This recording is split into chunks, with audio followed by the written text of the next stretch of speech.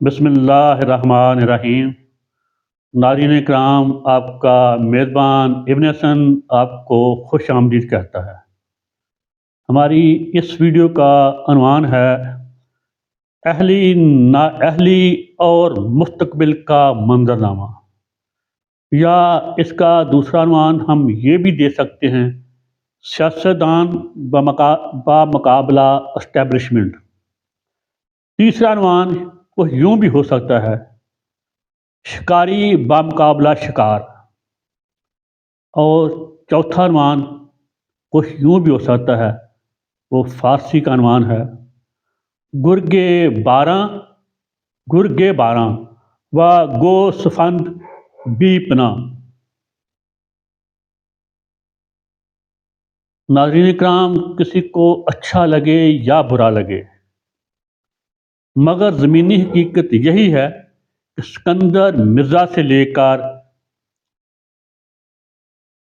لمحہ موجود تک پاکستان میں سیاست اور نظامت وہ عسکری دباؤ اور اس کے زیر اثر رہی ہے۔ پاکستان میں سیاست اور نظامت کبھی بھی آزاد نہیں رہی۔ یہاں تک پاکستان میں سیاستدانوں کی نااہلی کا معاملہ ہے تو یہ کوئی آج کی بات نہیں۔ یہ قصہ خود ساختہ فیلڈ مارشل محمد ایوب خان صاحب اور محترمہ فاطمہ جناح سے شروع ہوتا ہے، جب انہوں نے محترمہ سمیت تمام سیاستدانوں کو نااہل قرار دے دیا تھا۔ اس نے ایبڈو کا قانون نافذ کیا تھا۔ تو اہلیت نااہلیت کا بھی کوئی معیار ہوتا ہے، کوئی اصول ہوتا ہے۔ نااہل ضرور کرنا چاہیے، عمر بھر کے لیے ہی کر دینا چاہیے، لیکن صرف سیاستدانوں کو نہیں، ہر اس فرد کو جو کسی عہدہ پہ بیٹھا ہوا با اختیار شخص ہے اور وہ اپنی عہدہ کا ناجائز فائدہ اٹھاتے ہوئے اپنی ذات، اپنے خاندان، اپنے گروہ کو ناجائز فائدہ پہنچاتا ہے، یا پھر کسی کا اپنی عناق، اپنے انتقام میں بلا وجہ کسی کا نقصان کرتا ہے، یا جو قومی وسائل تباہ برباد کرتا ہے، جو نااہل ہو، جو فرض شناسی سے بھاگتا ہو، اسے ضرور نااہل کرنا چاہیے۔ وہ کوئی سیاستدان ہو، کوئی وزیر ہو، مشیر ہو، بیوروکریٹ ہو، جج ہو، جرنیل ہو، کسی یونین کونسل کا ممبر بھی کیوں نہ ہو، یہ کلیہ سب پہ اپلائی ہوتا ہے۔ ہر اس شخص کا کڑا محاسبہ ہونا چاہیے اور کڑی ترین سزا اسے دی جانی چاہیے جس نے اپنے عہدے کا پاس نہ کیا ہو، یا وہ عہدے کے جو ذمہ داری ہیں وہ کما حقہ ادا نہ کر سکا ہو، یا اس نے نقصان پہنچایا ہو ادارے کو، کسی حکومتی تنظیم کو، ادارے کو، یا اس نے غداری کی ہو، ملک سے بے وفائی کی ہو، تو اس کا کڑا احتساب ہونا چاہیے۔ اس نے لوٹ مار کی ہو، چوری چکاری کی ہو، کرپشن کی ہو، معاشی دہشت گردی کی ہو، اسے سخت سے سخت سزا دینی چاہیے۔ لیکن صرف ایک سیاستدان کوئی نہیں۔ اب آتے ہیں نواز شریف صاحب کی نااہلی اور اہلیت پر۔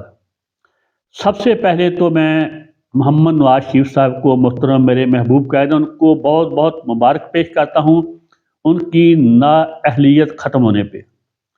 دوسری بات یہ کہ میں بالکل دیانتداری سے یہ سب کچھ آپ کے ساتھ شیئر کر رہا ہوں کہ محترم نواز شریف صاحب کو جس کیس میں سزا ہونی چاہیے تھی وہ تو کیس سنانا گیا، لیکن پھر ڈھونڈ ڈانٹ کے ایک ایسا کیس لایا گیا، ایک اقامہ کا اور دوسرا تھا اپنے بیٹے سے تنخواہ نہ لینے کا، اس پہ ان کو نااہل کر دیا گیا۔ تو یہ ان کو نااہل کرنے کی بھی سازش تھی۔ کہ وقتی طور پہ اسے نااہل کرتے ہیں، پھر اس سے ڈیل کر کے اپنی مرضی کی شرائط منوا کر اسے پھر اقتدار میں لائیں گے، اس کو یا اس کی بیٹی کو یا اس کے بھائی کو، اس کے بھتیجے کو۔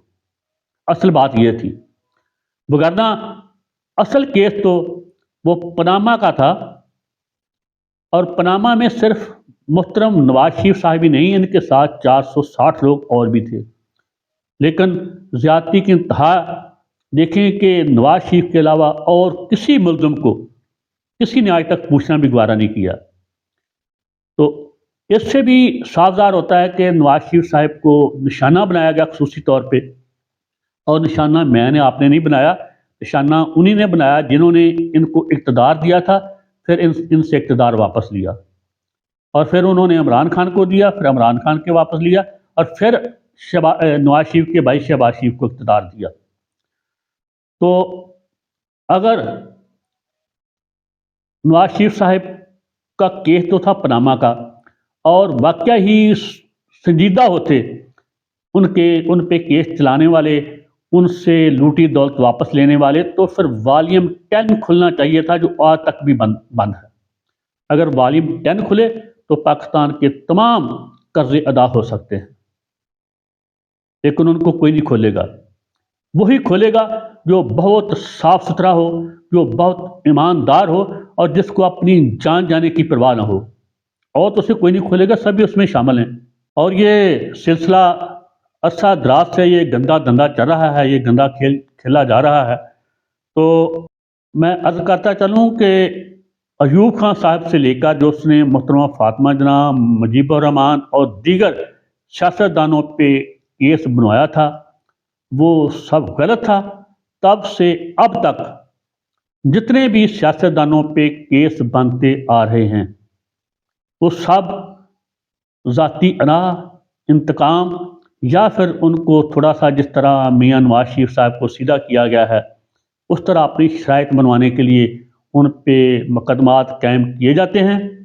اگر ان پہ واقعہ ہی ایمانداری سے ان کی لوٹ کھسوٹ پہ مقدمے قائم ہوتے تو کوئی بھی ان سے باہر نہ آتا، اور ان کو ڈرائی کلین کیا جاتا ہے دوبارہ لوٹ مار کرنے کے لیے۔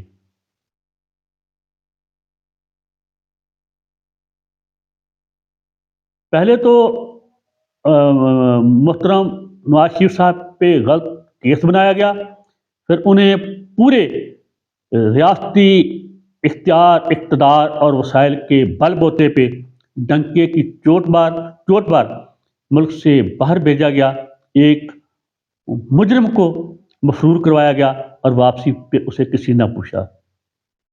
اور جس طرح اسے پروٹوکول سے واپس لایا گیا ہے، اور اللہ دین کے چراغ سے تمام رکاوٹیں کھل جا سم کر کے دور کی جا رہی ہیں، اور اقتدار ان کی جولی میں ڈالا جا رہا ہے، یہ سب کچھ نہ تو پہلے ہی جو کچھ کیا گیا وہ درست تھا، نہ اب جو کچھ کیا جا رہا ہے وہ درست ہے۔ اور بدقسمتی دیکھیے کہ پہلے جو ملبہ محترم نواز شریف صاحب پہ ڈالا گیا، اب وہی ملبہ قیدی نمبر 804 پہ ڈالا جا رہا ہے، اور نواز شریف کو معصوم پتر، دودھ کا دلہا، گنگا نہایا ثابت کیا جا رہا ہے ہر وقت میڈیا پہ۔ اس کا پاکستانی خدا اور زمینی حقیقت، یہ اس کا سب ہیڈنگ ہے، وہ بھی سنتے جائیں۔ پاکستان کے زمینی خدا اب بھی ماضی میں رہ رہے ہیں، اور اپنی خوش فہمی میں گرفتار یہ سمجھ رہے ہیں ان کے 24 کروڑ غلام ماضی کی طرح احمق لا علم ہیں، یا پھر انہیں اپنی بے پناہ طاقت کا زوم ہے کہ 24 کروڑ بھیڑ بکریوں کو چھڑی ڈنڈے کی طاقت سے جس طرف چاہیں گے وہ ہانک لے جائیں گے، جبکہ حقیقت اس کے برعکس ہے۔ نہ تو اب 24 کروڑ بھیڑ بکریاں پرانی گاتوں وارداتوں کے جانسے میں آنے والی ہیں، اور نہ ہی وہ زبردستی کے چرواہے کا اندھا قانون اور ناجائز حکم ماننے کو تیار ہیں۔ آخر پہ اس کا خلاصہ عرض ہے، کھیل کا فیصلہ کن راؤنڈ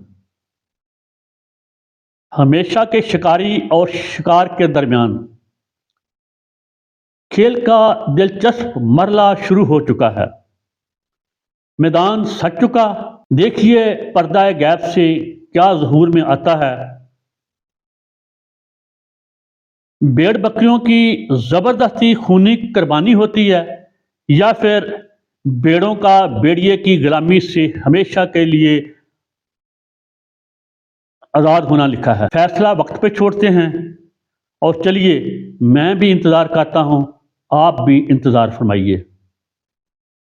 جو کچھ ہونا ہے بہت ہی زیادہ مستقبل قریب میں ہونا ہے۔